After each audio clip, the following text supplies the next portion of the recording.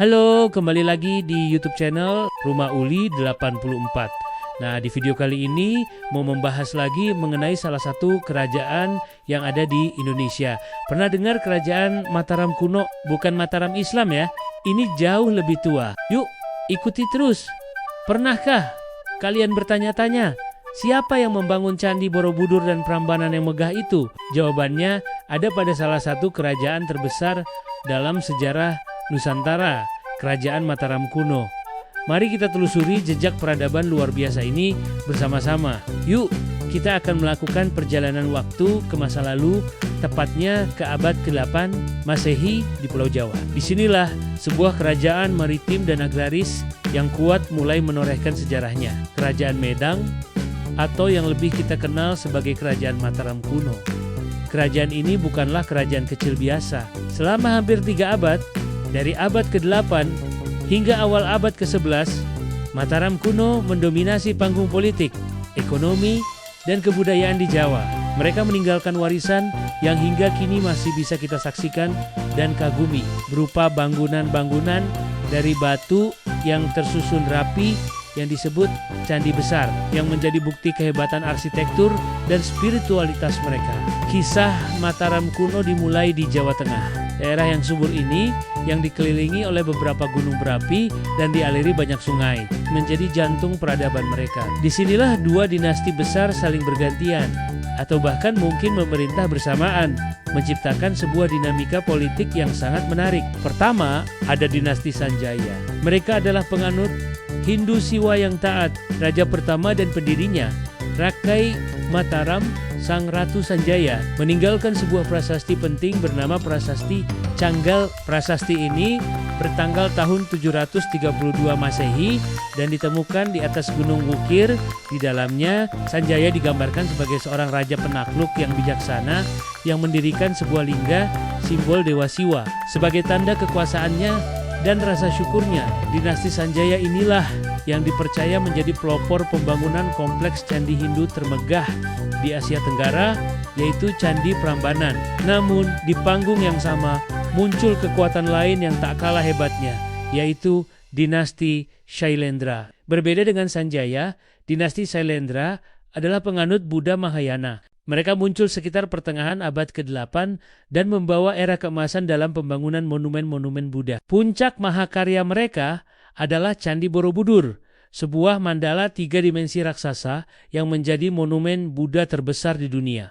Selain Borobudur, mereka juga membangun beberapa candi indah lainnya seperti Candi Mendut dan Candi Pawon yang membentuk satu kesatuan ritual. Bagaimana hubungan antara kedua dinasti ini? Para sejarawan punya beberapa teori. Ada yang menyebut mereka bersaing ketat, saling berebut pengaruh. Namun, ada juga teori yang lebih menarik yang menyatakan bahwa keduanya justru menjalin hubungan harmonis bahkan melalui ikatan pernikahan. Salah satu contohnya adalah perkawinan antara Rakai, pikatan dari dinasti Sanjaya, dengan Pramodawardhani, putri dari Raja Samaratungga dari dinasti Shailendra.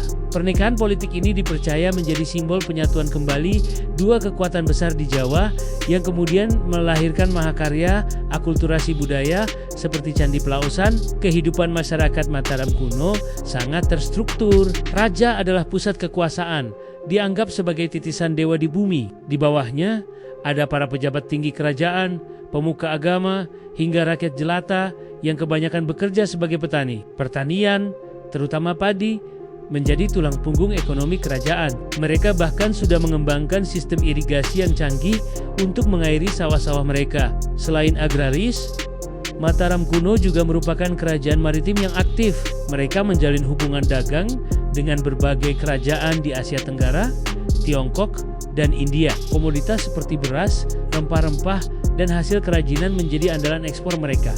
Seni dan sastra juga berkembang pesat. Selain arsitektur candi yang luar biasa, para seniman Mataram kuno juga piawai dalam seni pahat. Relief-relief yang terukir di dinding Borobudur dan Prambanan bukan sekadar hiasan. Mereka adalah sebuah buku batu yang menceritakan kisah-kisah epik dari Ramayana, ajaran Buddha, dalam Lalita Vistara dan Gandavyuha, serta gambaran kehidupan masyarakat saat itu. Mereka juga telah mengenal tulisan, menggunakan aksara Pallava dan Kawi, serta bahasa Sanskerta dan Jawa kuno dalam prasasti-prasasti mereka. Namun, seperti roda kehidupan yang terus berputar, masa kejayaan di Jawa Tengah tidak berlangsung selamanya. Sekitar awal abad ke-10, terjadi sebuah peristiwa besar yang mengubah peta sejarah Mataram kuno. Tiba-tiba, pusat kekuasaan kerajaan berpindah dari Jawa Tengah ke Jawa Timur. Apa yang menyebabkan perpindahan dramatis ini?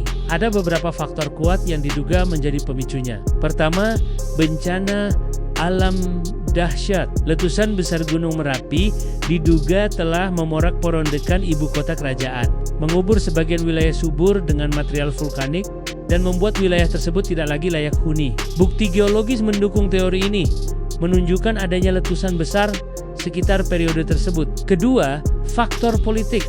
Mungkin saja terjadi perebutan kekuasaan internal atau ancaman dari kerajaan lain seperti Sriwijaya yang saat itu sedang berada di puncak kejayaannya di Sumatera. Perpindahan ke Jawa Timur bisa jadi merupakan sebuah strategi untuk menjauh dari pusat konflik dan membangun basis kekuatan baru yang lebih aman. Raja pertama yang memerintah di periode Jawa Timur adalah Empu Sindok. Ia mendirikan dinasti baru yang disebut dinasti Isyana. Empu Sindok memindahkan ibu kota ke daerah dekat Sungai Brantas, wilayah yang juga sangat subur dan strategis untuk perdagangan. Prasasti-prasasti yang ditinggalkannya menunjukkan bahwa ia adalah seorang pemimpin yang cakap, yang berhasil mengkonsolidasikan kembali kekuatan kerajaan setelah krisis di Jawa Tengah. Di Jawa Timur, corak kebudayaan Mataram kuno sedikit bergeser. Meskipun pengaruh Hindu-Buddha masih kuat, terjadi sinkretisme yang lebih mendalam dengan kepercayaan lokal.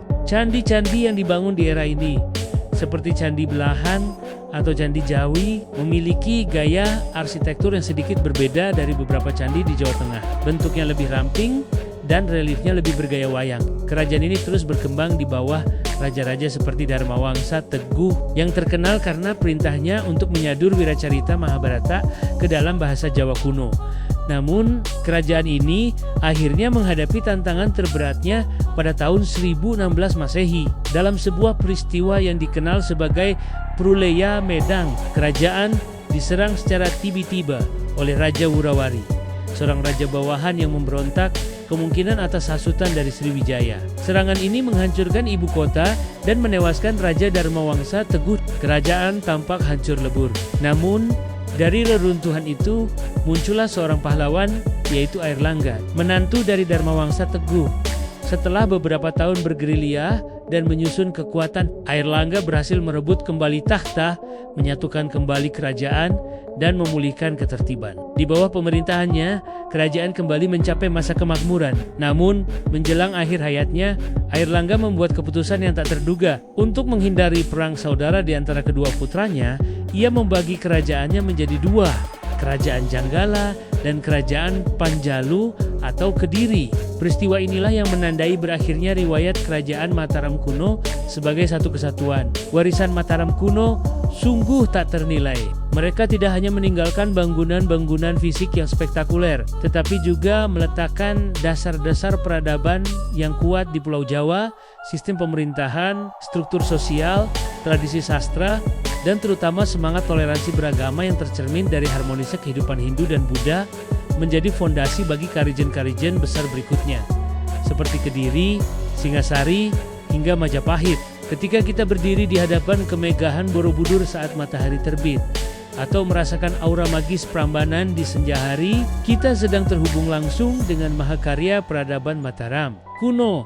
Mereka adalah bukti bahwa nenek moyang kita adalah bangsa yang besar, bangsa yang memiliki visi, keahlian, dan spiritualitas yang mendalam. Mempelajari kisah mereka bukan hanya soal mengingat sejarah, tapi juga menemukan kembali kebanggaan dan inspirasi dari akar budaya kita sendiri. Itulah sekelumit kisah tentang Kerajaan Mataram kuno, sebuah peradaban agung yang pernah berjaya di tanah Jawa. Semoga video ini menambah wawasan dan kecintaan kita pada sejarah Nusantara. Apa bagian paling menarik dari kisah Mataram kuno menurut kalian?